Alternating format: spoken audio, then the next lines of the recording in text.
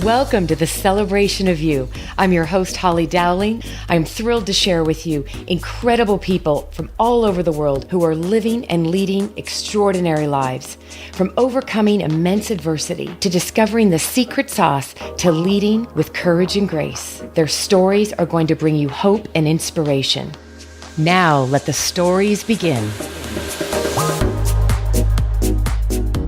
So excited for today's guest. And as always, I just want to pause and just extend the hugest appreciation and huge gratitude for all the listeners around the world. We're in over 100 countries now, and I'm still in awe at the amazing guests that share heartfelt stories that not only are their stories inspiring me, but it's the messages of hope that you share that this particular guest can make a difference in your life. So once again, just want to thank everybody out there all around the world. This show wouldn't exist if it wasn't for you. And today's guest, this is going to be fun. So you know me, I always get all excited about a guest on the show. And then when it gets to be telling the story of how I met this amazing man who many of you listening probably already know who he is. But without further ado, you'll know in a second. He has become one of those human beings that when I see his name, I hear him, or I pick up one of his books, I get a smile on my face because he's one of the truly most authentic human beings I've ever met in the space that we both live in, which is a passion to inspire people around the world. And he's written amazing books on it. So without further ado, how's that for an introduction, Mike Robbins? I love it. I'm feeling all warm and fuzzy inside. Thank you. I love that. Well, you are the king of appreciation. So if there's someone that needs to be appreciated, it's you, my love. Well, thank you. Thank you very much. It's great to be with you. It's great to connect with you and everybody listening. So thanks for having me on. Absolutely. And it's where do we even begin? And so let's start with, because I'm just in awe of the work you continue to do, Mike. And you have amazing clients around the world and, amazing people that keep bringing you back. But it's all core to your true passion, which really started with one of your first books, right? Mm. Focus on the Good Stuff. Wasn't it one of your first ones? That was my first one 12 years ago. Focus on the Good Stuff came out. Oh, I love that book. And you even gave one, not only for me, but from one of my sons. I don't know if you remember that. Oh, right. I love that. Yeah. Well, and, that book, I'd actually had started my business about 7 years before that. And my focus at the time, and still a big, focus of my work, as you know, and we've connected on over the years, is around the power of appreciation and the importance of that. And, and my story that sort of led me to do a lot of this work and ultimately write that book and a lot of the other books that I've written is, I grew up in California where I still lived in the San Francisco Bay Area, and I played baseball as a kid all growing up. And I was pretty good. I got drafted out of high school by the Yankees. Yeah. Mm-hmm. Didn't end up signing with the Yankees because I got an opportunity to play baseball in college at Stanford, and then ended up playing at Stanford and got drafted out of Stanford by the Kansas City Royals. Which is what I love. Remember the moment we met? I'm like, right there. Yeah. Beautiful Midwest, in Kansas City. And so I did sign a contract with the Royals. The way it works in baseball, you get drafted by a major league team. You have to go in the minor leagues. And I, went to the minor leagues with Kansas City and was trying to work my way up to get to the big leagues. Unfortunately, for me, my third season in, I was a pitcher and I went out to pitch one night and I threw one pitch and I tore ligaments in my elbow and I blew my arm out. So first moment on the mound, right? Yeah, well, I'd played in the minor leagues for a couple of years, but I wasn't in the big leagues yet. I was, on my way. Hopefully, it's a long road, even when you sign a pro contract. But I was 23 at the time I got hurt. I'd started playing baseball when I was 7. 2 years, 3 surgeries later, I finally was forced to retire at the age of 25. And then it's like, well, now what am I going to do? You know what I mean? I had spent 18 of the first 25 years of my life, focused on this one activity. Although I was interested in other things and I had done, decently well in school, I had never really thought, what am I going to do? But the big realization, though, that I had as I was trying to figure out what's next for me, I looked back on the whole experience when I finally realized that baseball was going to end. And I reflected on it and thought about, a lot of different aspects of it. But I kept asking myself this one question over and over again was, did I have any regrets? If I could do anything different, what would I do different if I could do it all over again? And I really didn't regret a lot of the stuff that I thought I would have, like the games that I blew and the bad pitches. I mean, the stuff that when I was playing was like super stressful, and there were definitely some bad ones. You know what I mean? It's like losing the gold medal game to Cuba in the World Championships in 1992. Okay, wait, stop that. I know. You're like, oh my God. Yeah. You know what I mean? Like losing a game in the College World Series. I mean, those at the time, those were really big moments that I was disappointed, but those weren't the regrets. It wasn't the losses. It was really the only regret that I had was that I didn't fully appreciate it while it was happening and didn't appreciate myself. I spent most of my time thinking I wasn't good enough, comparing myself to everyone around me, and just hoping, like praying that I wasn't going to blow it. And then, it was all over and my career was over and I hadn't made it to the big leagues. And I thought to myself, oops, I think I missed the point. Right? Yeah. And often as I've told that story over the years in many different environments on podcasts or on stage in front of people, or just, often what I'll do when I'm speaking to a group of people, I'll say, how many of you can relate to this in your own life? And everybody raises their hand. And I'm assuming 99.9% of the people in the room, maybe 100%, did not play professional baseball and hurt their arm like they don't have the same story, but everyone can relate to that. Oops, I forgot to appreciate it, because it's some aspect of human nature that we tend to focus so much of our attention on where we're headed and what's next and the next goal, the next milestone, the next thing. And, look, the work you and I both do, it's not that we're trying to support and empower and motivate and inspire people so that they can go and accomplish and achieve and experience all those great things. But sometimes we focus so much on where we're headed, we forget to appreciate where we are. Oh, and I love the way you just said that. I hope nobody missed that. We spend so much time focused on where we're headed, we miss and don't appreciate where we are. Oh my gosh, Mike, that has been really your platform. So, and I know this is in your books, but I love to hear it from you because I've been blessed to get to hear you deliver this on stage as well as in your books. You've always brought this personal element. What I love the most, Mike, is you truly are a walking testimony of living, breathing authenticity. And you work a lot with companies, leaders, people around that. But what was the moment? Take us through, go back to that time when you had that wake up call, wow, I have not been appreciating where I've been. What were some of maybe one or two of the more pivotal moments for you that really helped carve out what you were about to do with your life? There are a couple things. One was actually right after I got injured, a couple days after I got injured. They do this thing in the minor leagues, in pro baseball. They're probably in colleges as well, although we didn't do it when I was in college. They have on Sundays, they have what they call baseball chapel, which basically means like a local minister who volunteers to work with the team will come in and do a little informal, because we play usually games on Sundays or during the day. So if anybody wanted to go to church, they couldn't because they're at the ballpark. And I honestly wouldn't always go to baseball chapel. It wasn't like my fitness. I would sometimes go, whatever. But that day I was sitting on the floor of the locker room with my elbow in a bucket of ice because I had gotten injured, Friday night, 2 nights earlier. And I'm sitting there, and then baseball chapel is happening, and I actually didn't really want to be there. So I was going to but I'm like in the minute, and it kind of just happened. They all just gathered around. The minister comes in, and he starts, does a prayer, and I'm sitting there kind of like, I don't really want to be here. But he starts to tell a story, and he's telling a story about a young baseball player who was supposed to be phenomenal. He was going to be the next greatest thing, and he got called to the major leagues at a really young age. But when he got to the major leagues, he struggled really bad. First, he didn't get a hit first 3 weeks in the big leagues, and he's 19 years old. And one night, as his manager was leaving, he was the last guy left in the locker room. And he's there, and he's just sitting at his locker, and he's got his head down, and he's feeling sorry for himself and fighting back tears. And the manager comes over and says, "What's the matter?" And he's like, I want to quit. I want to go home. They're writing mean things about me in the newspaper. The fans are booing. This isn't what I signed up for. I'm out of here. And the manager sat him down and said, "Listen," he's like, "when you're good, especially as you have as much talent as you have, people are going to pay attention. They're going to watch. There's a lot of expectation. And when you fail, and you fail publicly, it hurts. It's painful. They're going to say something." He's like, "But look, there's no amount of fans cheering for you or me telling you how great you are. You got to believe in yourself.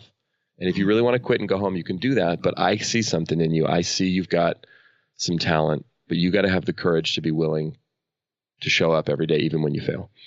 And he basically gave the guy a pep talk, and the kid said, "Okay, I'll keep playing. I'll finish the season." And then, and he started to turn it around, not right away, but he started to play a little bit better. By the end of the season, he was doing, halfway decent. He goes home and decides, I'm going to come back. I'm not going to quit. And the player he was talking about was Willie Mays. Really?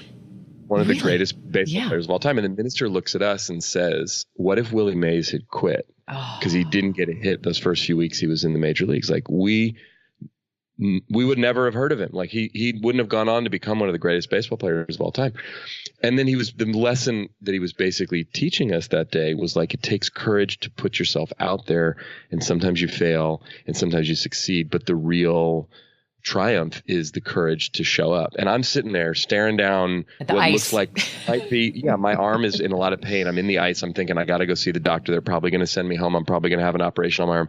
This might be the end of my career. Like I already kind of in my gut knew that.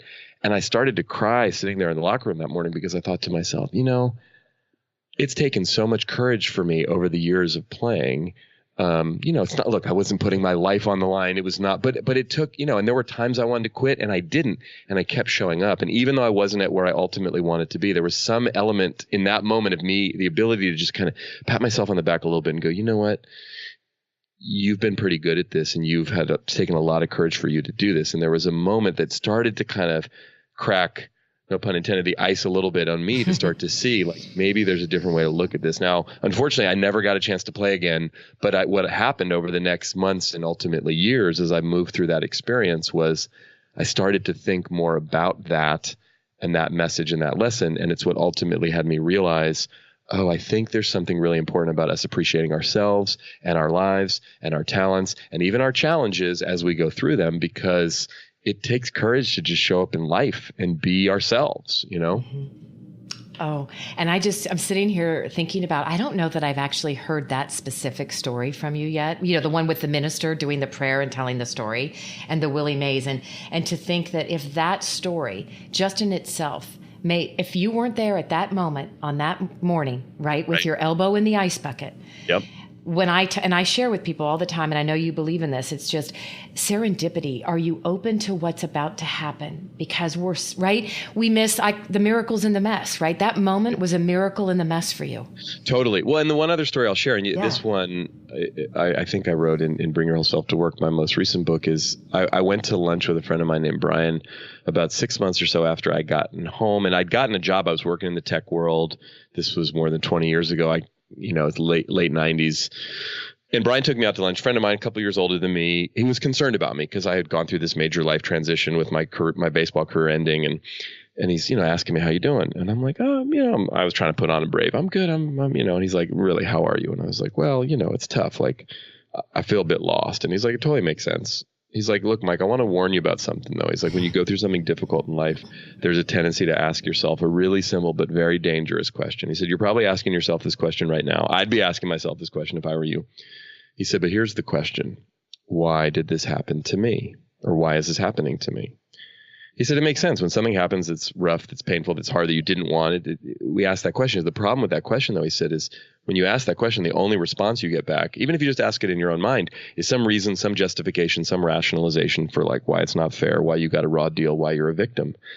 He said, it's just going to lead you down a really dark path if you keep asking that question. He said, but if you change one word in that question, it'll fundamentally change the way you're facing this challenge and any challenge you face. He said, change the word to the word for. And ask yourself, why is this happening for me?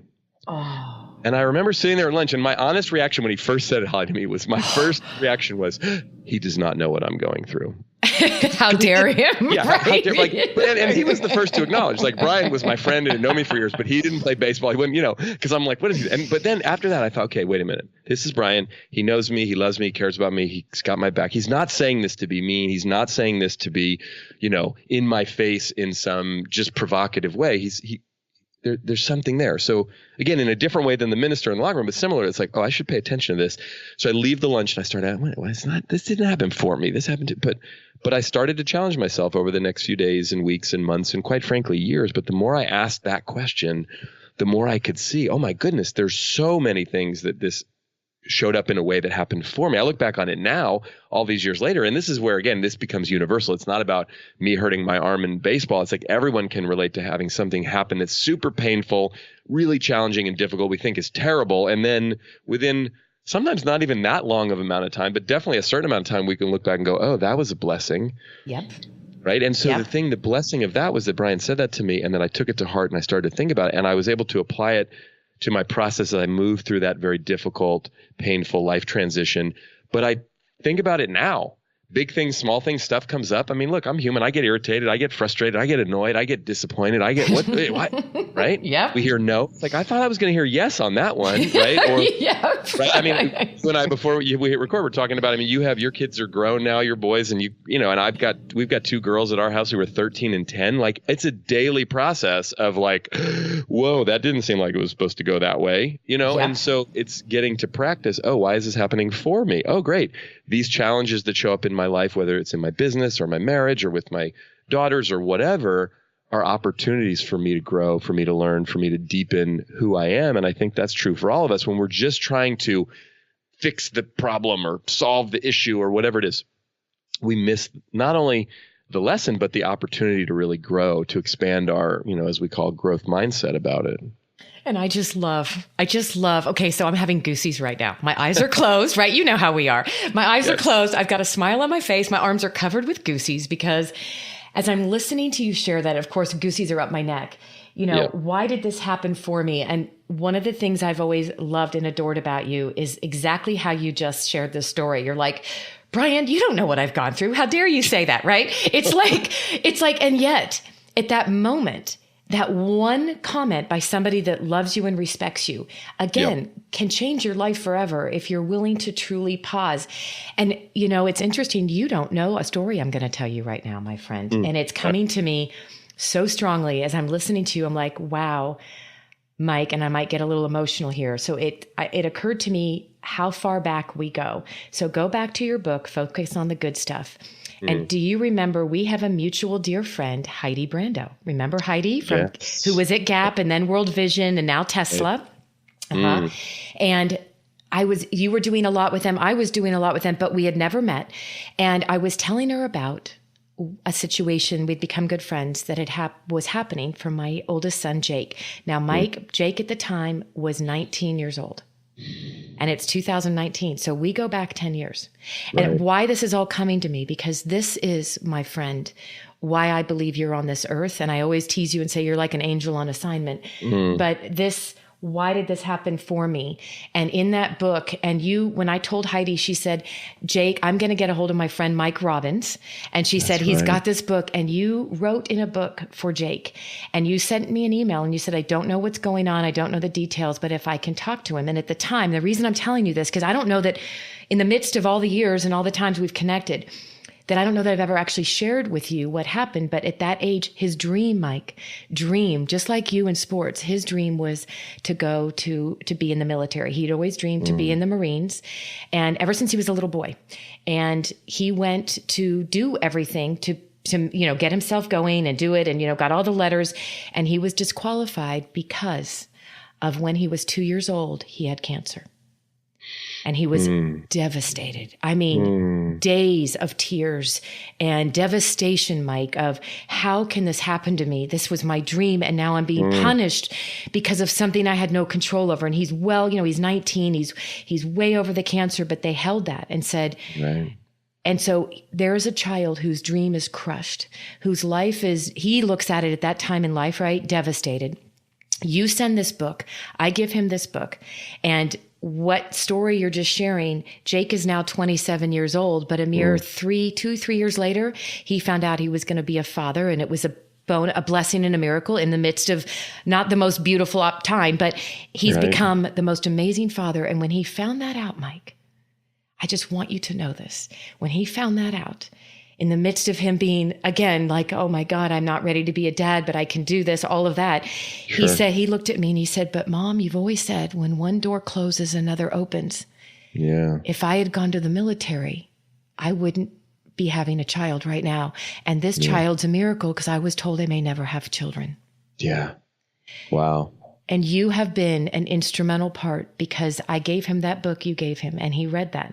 And I just want you to know, I mean, I'm having a moment of complete gratitude of you. Yeah. And you need to know that your life on this planet and all the stories you're sharing and what you're doing, little did you know that Holly's world was impacted personally, not only the globe's world. Yeah. Well, thank you for sharing that. I do remember Heidi reaching out in that whole interaction and sending the book, but I didn't know some of the backstory about Jake and all of that. That's really beautiful. I appreciate you sharing that with me. And I would say, I mean, I'm humbled to hear that personally and the impact on me and him and you and your family. And I think it's also just for everyone listening to us, the reminder, and you've already said it a couple times in this conversation, like we don't realize the impact that we can have on other human beings, right? A story that we share, a gift that we give, some appreciation. You know, that's the other thing about appreciation is when we express, and there's lots of different ways to express appreciation for other humans,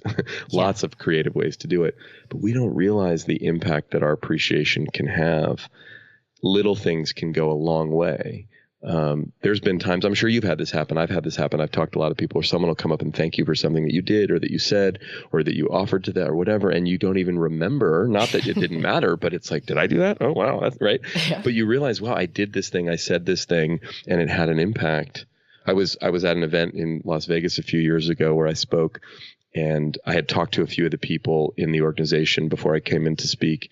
And one of the women that I talked to on the phone told me a story about one of the senior leaders leaving her a voicemail when she got promoted a few years back. It was a big deal. And she said it made her so happy. She was so honored. She was excited she got promoted, but the voicemail, and she's like, I keep it on my phone because whenever I listen to it, if I'm having a bad day, I listen to it, it picks me up. And so anyway, I'm at the event, and before I spoke, they had a little reception, and I meet the woman because she had a name tag on. I'm like, you and I talked on the phone. She goes, I said, do you really have that voicemail on you? She goes, yeah. She pulls out her phone and she plays me the voicemail. I'm like, that's really cool. And then I look at the guy, because I knew the guy that left the message, because he was actually the executive who had brought me in. I said, does he know you have that on there? And she's like, no. And she got a little funny. I said, would you be willing? Let's go over and share. And she's like, and she was a little nervous. I didn't want to force her, but I was like, I think he'll really dig it. She's like, okay. So we walk over and we tell him the whole story, and she plays the voicemail, and we all have a good laugh, and we have a chat, and he's there and we're talking. And then she walks away. He looks at me and he goes, Mike, I don't even remember leaving that voicemail. Oh. And he goes, it's not that. He goes, I do that though. It's like one of my practices as a leader is when someone gets promoted internally, we promote people. This is not a huge company. This is like actually a law firm that has people all over the country, but they're sort of spread out. But I mean, total number of people in this company is like 400. So we're not talking about, tens of thousands. He's like, but when someone gets promoted internally, sometimes we hire from the outside, sometimes we promote, but I always make sure, especially with a promotion like that, to call them and really let them know. And he's like, but I don't actually remember. And he said, and she carries that on her phone all the time, and she listens to it. Like, he's like, wow. He's like, it was just a good reminder for me of the value and the power of my appreciation for other people. Because we don't think of it. We think of it as, oh, it was just a thing, or, oh, it was no big, oh, I wrote a little note, oh, I said something. But those things can have a huge impact on people. And do you know what's fascinating about this story? Again, smiling, eyes closed, goosies. I love this. I'm just covered in goosies. And yet what was a very small, he never imagined the profound impact that could have on a human being's life, this woman. And the fact that she shared it with, look at the serendipitous moment that you're all standing at this reception, right? And that moment happened. And I want everybody listening to just bottle this up, put your hands out and hold them up like this is the most sacred moment. If you have one moment today, and that is, this didn't cost money. This didn't cost a bunch of time. This wasn't strategy. This wasn't an overwhelming thing that now I have to put on my to-do list. No, this was about taking 30 seconds or a minute and pausing and letting someone know that they are appreciated and that they are significant. And honestly, I think that's why we're so connected and aligned. I've always joked around and said, if that's the greatest gift I can do for the rest of my life here on this planet, is I want people to feel significant and appreciated. And it doesn't take anything. It just takes thought, right? And then doing it. You're right. It really doesn't. I mean, one of the things I often, in the last few years since I heard Oprah say this, I've been sharing this. So I heard Oprah speak a few years back, and she said this really profound thing. She says many profound things, but to me about appreciation, this really epitomized it, right? Oprah said, I've interviewed thousands and thousands and thousands of people in my career, right? I've interviewed everybody, presidents and prime ministers and celebrities and children, criminals, people who've gone through tragedies, people who've done heroic things, people, you name the type of person. She said, basically, I've interviewed them. She goes, after all these years and all these interviews, she said, do you know that just about every single person that I've ever interviewed asks me some version of the same question when the interview's over. Camera shuts off, they lean over and they say, how'd I do? Or was that okay? Right? Some version of that question, right? And she goes, and early in my career, I used to be really confused by this question because I'd be sitting across from someone who's very successful and accomplished. And I'd be wondering to myself, are they really that insecure? Like, do they really need my validation? What is that? Why are they asking me how they did? She goes, then I realized something. They're not actually asking me how they did. You know what they're really asking me? She said, did you see me? Oh. Did you hear me? Did what I say matter to you? And she said, and I agree with her, everybody's asking those questions, right? Your son's asking those questions. Your clients are asking those questions. Your friends are asking those questions. Your spouse, the most confident person you know, right? The celebrity of anybody, right? I mean, it's, you name it. We think that person can't care. Well, yeah. And yes, sometimes we might be a little more insecure than others. And sometimes we might need a little more validation or feedback than others based on our personality or the environment or whatever. But human beings want to know that they're seen and they're heard. And not just what we say matters, but who we are. And if we can be the kind of people, to your point, it doesn't have to take a ton of time or any money at all. But if we can just be in life, you know, put our phone down for a moment, look at someone in the eye, connect with someone, say hello and ask them how they're doing and really mean it. I mean, little things but letting people know very deliberately, yes, I see you. Yes, I hear you. And yes, you matter. That goes a long way. Whatever we're doing, are we in sales? Are we in customer service? Are we in a leadership or management position? I mean, anything we do professionally, that matters. But think about our personal relationships. Yes. Right. I mean, it's like one of the things we're grappling with in our house, which many people are as well. It's like our 13-year-old daughter just got a phone, which she's right, which is great and terrible at the same time. Right. Right, Dad. I'm like, Samantha, look at me. Right. And then she says aptly, Dad, you don't always look at me. And it's like, OK, point taken. Right. It's like, you're right, because I'm staring at the darn thing right. Oh, whoa. It's like, how do we navigate this as a family and as human beings? But what happens in that moment is not so much that I'm wanting to be overly judgmental or critical of my daughter. I want to make sure she's set up for success in life and her relationships and everything else.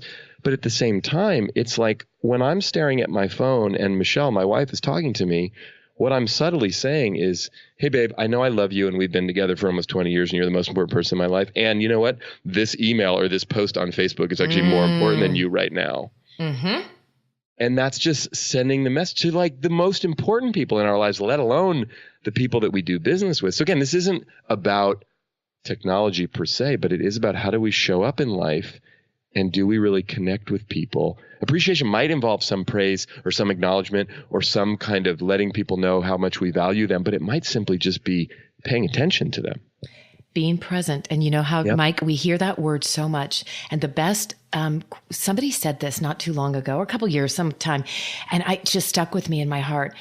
Your presence is the greatest present. Yeah. And you know, when you truly, and to add to everything you just said, because it's so true, people want, I love what you just said about Oprah. I wrote that down. What they really wanted was to be seen and heard. And we are all human beings. But how we go about, you know, expressing that and how we show that to people, you know, it can be as simple as standing in the grocery line and acknowledging the person that's cashing you out, right? Mm-hmm. And just looking at them. And you'll never know, you know, I don't know if you've ever heard this story and if I've ever shared it with you, but it's one of my favorite quotes because, you know, that old saying that, you know, we tend to communicate with people and we immediately, this goes into diversity and inclusion and the inclusive leader a lot, but we put labels on people's foreheads. Yep. Right? We assume a lot about people without ever knowing all of those unconscious biases. And it's really bad at people that we work closely with or people that we know. And so we immediately put labels on. And as I say to people, you know, at the end of the day, you could throw a label on somebody's forehead, but you'll never know. You may never know what's going on in their real world. You know, it could be a colleague or somebody on your team. You may not have a clue if they're going through, they might be to you the most negative person. And yet, this human being might be going through so much, going through a divorce, an illness, a loved one with an illness. I mean, and you may never know. Are you willing to change a label? Because it could change their life and how you communicate with it. And it was Mr. Rogers. I love this quote, Mike. Do you know this quote? No, but anything Mr. Rogers did and said, I absolutely adore. So you're already talking about goosies. I love that, by the way. It's like, I love Mr. Rogers. Oh my gosh, you're going to love this one. And he used to carry it in his pocket. And all it said is, there isn't a person you couldn't love if you knew their story. Yeah. Oh, I love that one. I haven't heard that quote. Well, and what's so beautiful about that, right? If you're right. I mean, thinking about in the world we live in right now, where there's so much disconnection, there's so much separation, it's so easy, labels and us and them and all of that, right? It's like when we do know people's stories, and we really know what's going on, to your point, right? We have no idea. One of my favorite exercises that I do in workshops, and I've been doing this one for years and I love, and it's an authenticity exercise. It's really a connecting and deepening our relationships with each other, either as a team or as individuals.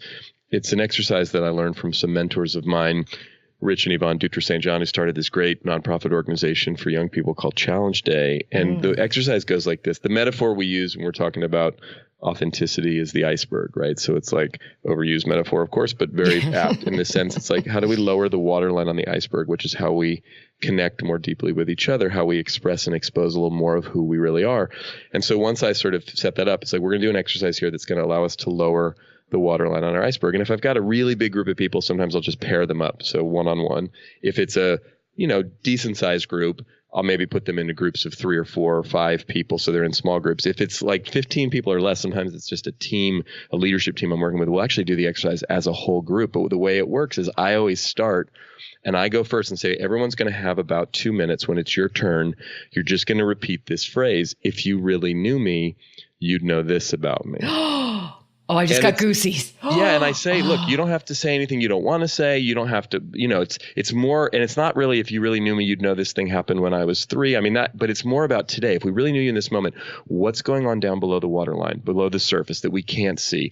What are you thinking? How are you feeling? What's happening? Like, are you willing to be authentic, even vulnerable with us, and share a little bit of your own personal story and experience right now in this moment? And that when you're talking, no one's going to be laughing or judging or criticizing or commenting or giving you advice or anything. So if we're doing it in a full group, the whole team, if we're doing it in a small group, or even if you're doing it in pairs, I'll say, well, let's keep the conversation confidential. So I try to make it as safe as possible. But then I go first and I just share whatever's real and true for me in the moment. I haven't planned it or rehearsed it or written it down. It's just like, and sometimes, Holly, and doing the work that we do, sometimes I'm in the room with like a CEO and their team. And the first thing I say is, if you really knew me, you'd know I'm really happy you invited me here, but I'm kind of intimidated by all of you. Right? Yeah, because that's usually true for me. Like, I'm not sure how I got into this room, right? But then, it's sharing more about like whatever's going on. This is happening, or I'm excited about this, or I'm scared about that, or I'm worried about this, or whatever.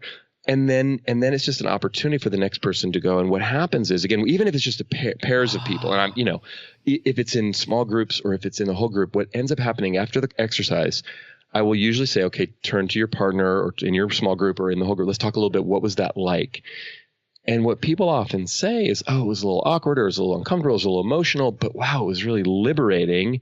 So there's some experience of like when I can actually tell the truth and lower the waterline. But then I say, how many of you notice you could relate to what the other people were talking about? And everybody raises their hand. And I say, what's interesting about that is not that we can relate. We don't have the same stories. We actually have different stories. We have in some cases, you might look really different gender, different race, different background, different age, different upbringing, different religion. I mean, we could on the surface have, wow, we're totally different. And then you start telling your story or start sharing your truth about how I can relate. Why? Because down below the waterline, the further down we go, first of all, the more similar we become. And second of all, what's down there are just real basic human emotions, right? I may not know what it's like to be you and to have 3 sons and to live where you live and to have gone through the things you've gone through in your life. But if you start telling me your real experience, you will probably share about joy and pain. You'll probably share about excitement and sadness. You'll probably share about anger and gratitude and everywhere in between. And as you do, I'm like, oh, I know what those things feel like because I've felt those things too. It gets to this place where we realize like, hey, you know what? We're all in this thing together. Like we're actually the paradox when we talk about diversity and inclusion, I always think is, yes, it's important for us to try to understand each other and relate to each other and notice our biases, even the ones that are unconscious. And that's super uncomfortable and it's painful and it's weird. And I got to learn and I got to listen and I got to pay more, all of that. And can I respect and appreciate the difference and be mindful of that and do whatever I can to be inclusive and to empower people, particularly who may be from groups and backgrounds where they haven't been empowered. There's that piece. But the other piece that's just as true at the same time is that like we're way more alike than we're different. Yeah. There's so much common ground for us as human beings. And it's not an either or, it's a both. And I think that's sometimes where the conversation even around diversity and inclusion can get a little tricky and a little dicey, particularly for people who look like me and you. And for people, for men in particular, it's like, oh, we got to pay attention. And then we pay attention. It's like, oh, and then I feel bad and I'm not doing anything. No, but yeah, but wait a minute. Let's simultaneously come at it from understanding and appreciating all the difference and trying to honor that. And at the same time, acknowledging there's so much similarity. And to Mr. Rogers' quote, right, it's really hard, for us to hate someone up close, as the saying goes, but we can fall in love with people once we really know their story, because it makes sense.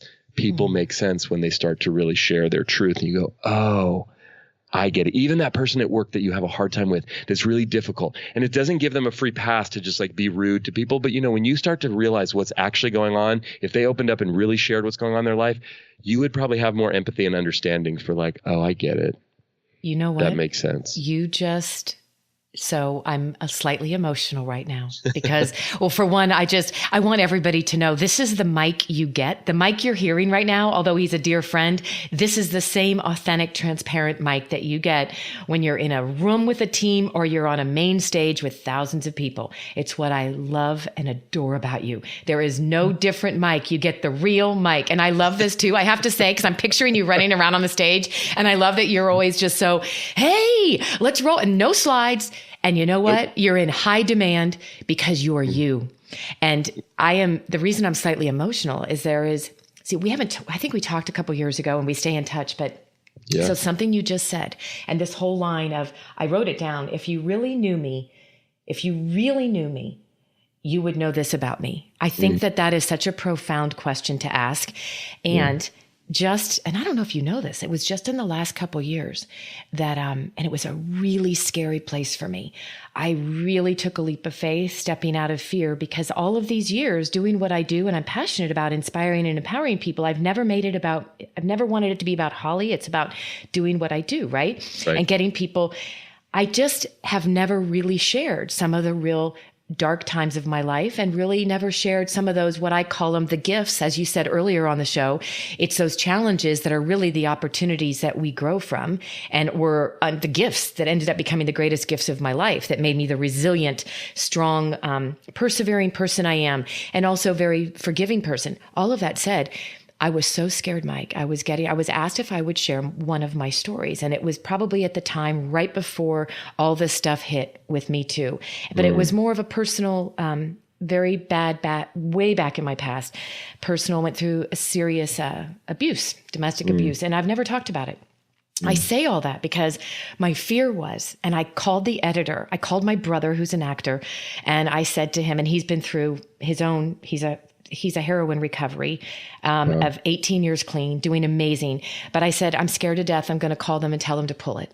And he goes, why? He goes, this is what's made you who you are. He goes, this, by you revealing, there will be so many people that will heal. But I was so afraid, Mike, that by sharing my story, would people not want to hire me anymore? Would there be the shame, right? I mean, I went through all these emotions. Sure. And I finally just trusted. I said, it's time to step out of fear. If that's what people choose to do, then I have to let that happen and not try to control what happens after this. It was unbelievable what happened. Unbeknownst to me, it was the people out of the woodwork that came forward saying, to see someone like you, that you can become this person. I know you, who you are and what you're doing. And you went through that. It's like I healed more. So when I revealed, I healed. But I say that because just everything you just said, and about everybody has a story, and we become more common, and you fall in love with people when we let go of the walls that continue to keep us separated, and we realize we're all human, right? Absolutely. Well, and I thank you for sharing that, and that you had the courage to share your story. I mean, I do think, look, the phenomenon and the impact of the Me Too movement, to me, is both very specific and it's universal. The specific part of it, and you would obviously know and understand and appreciate this even more than me, and not that every person that shared their Me Too story was a woman and it was about an issue or a situation with a man, although the vast majority were that. And for all of a sudden, for many people, myself included, to realize, oh my gosh, I knew this was an issue. I knew this happened to people. I did not know it was so significant. I did not know it was as widespread. I did not know so many people, mostly women, were impacted by this. And so it opened up a whole conversation, and continues to, about things we need to pay attention to and be mindful of, both directly and then culturally, on how we interact and how we operate and lots of stuff. And to me, the universal part of it, not to take anything away from the impact and the poignance and the importance of dealing directly with those issues, is that when we share vulnerably about our story, whatever our story is, the natural human response to vulnerability is empathy. So why we say me too, sometimes we say me too like I've had that experience, me too, right? But sometimes we say me too like I know what that feels like, even if I haven't had that same exact experience. And I think one of the things we have to be careful about in our culture around some of these issues is sometimes what happens is that there can be this way in which we try to sort of one up each other with our pains and our challenges and our stories. Do you know what I mean? Yep. As a way that it becomes currency. And I don't say this to be in any way insensitive to, like, we all have stories, and some people's stories I would assert are much more significantly intense and painful, say, than my own story. But that doesn't make their story better or mine worse or vice versa. It just means, oh, we're all human beings and we can honor each other's experience of being human.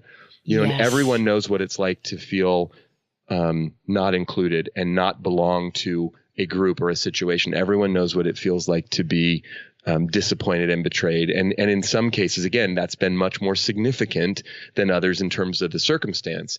But the emotional experience of it is somewhat universal. And the more willing, like you were, to tell your story, what it does is you find, and I found this myself in my own journey with grief and with losing both of my parents and more recently my sister. Yes. As I've shared about those things, trying to be respectful and not have an agenda with it, but more just to share my truth and my experience, because death, and particularly, like, you know, my sister was 45 when she died of cancer, and the story after just losing, you know, both of my parents in previous years, the story of it is very intense. The experience of it was also very intense.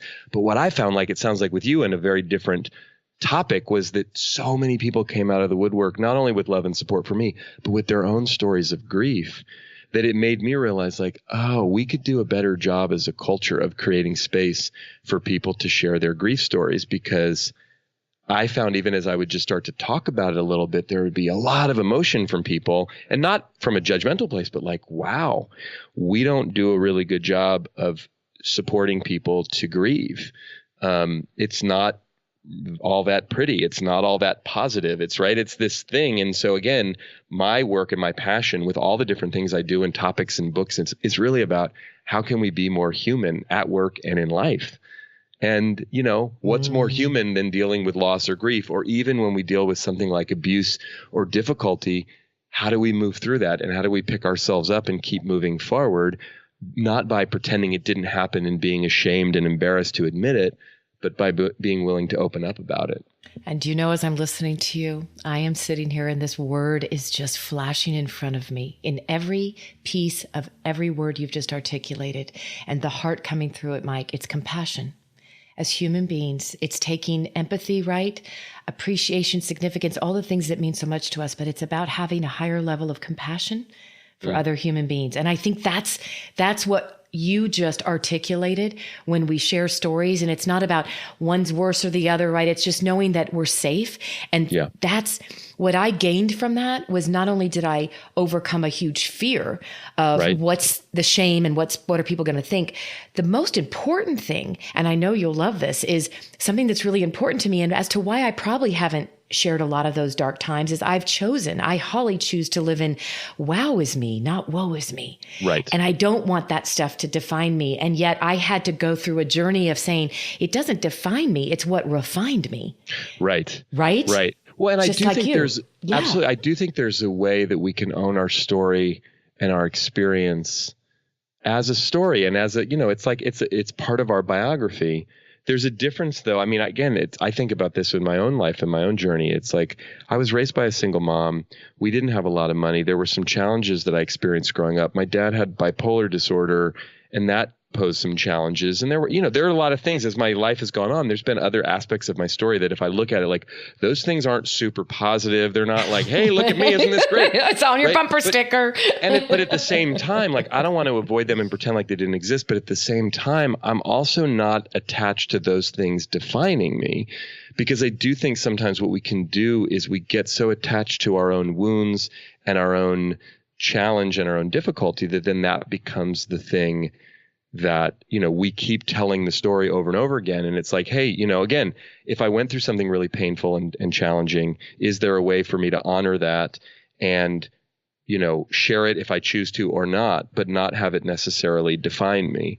And I think that, it's a tricky thing, because there are times too where, like, if I'm going through something difficult or challenging or painful, before I start to talk about it or write about it in my work, because like you, I do work where I'm sharing thoughts and ideas and I'm sharing my story, hopefully trying to impact and inspire other people. But I also know I have to do my own personal work on it first before I start talking about it. Because if I'm just out there getting it all over everybody, that's not super healthy for me. And people are like, yo, man, enough already. Like, and so anyway, I mean, I think there's a balance with all of that, that's important. And I think we can, as humans, though, we can also tell and feel from other human beings, if they've worked through some of that or not, if that makes sense. Absolutely. And I just love this is why, again, I'm just going to keep saying it, Mike. This is what you bring to the world is you're not just, you're walking the talk, my friend. You're not preaching from a pulpit and not acting it and living it.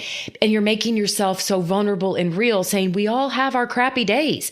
I mean, we're dealing with life just like everybody else. It's what are we willing to do to say we're using our soul's highest calling to take from this and make a difference. And okay, so I have to, and I know we're on for time for you, my friend. Yes. And I just want to end with one wonderful, profound moment for you. What I'd love to ask of you, like I ask a lot of my guests, and I'm going to go back to your 23-year-old self. And I know you've written about it and you've talked about all the lessons you've learned in all of your great books. I would love to know, though, if you go back and you were to give your 23-year-old self advice based on who Mike Robbins is today and all of life's experiences and journeys, what advice would you give that darling young man? And maybe I'm visualizing, picturing you with your elbow in the ice bucket. Yes. Something different that you haven't already shared, right? I would tell him to just relax.